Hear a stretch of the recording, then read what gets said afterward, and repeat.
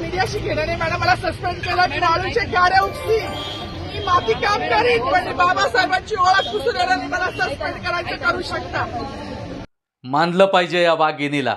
वर्दीत असून सुद्धा पालकमंत्र्याच्या विरुद्ध बोलायला डेअरिंग लागते आणि ती डेअरिंग केलेली आहे माधवीताई तुम्ही.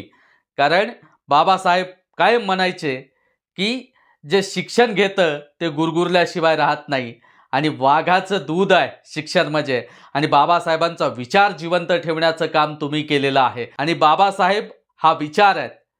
बाबासाहेब कायम तुम्ही किती जरी पुसण्याचा प्रयत्न केला, बाबासाहेब प्रत्येकाच्या काळजात आहेत.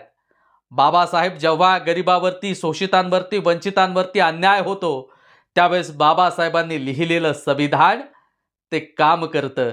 बा भीमा तू काळजाच्या जखमाला मलम दिलास, रेष नसलेल्या हातामध्ये कलम दिलास, रेष नसलेल्या हातामध्ये कलम दिलास.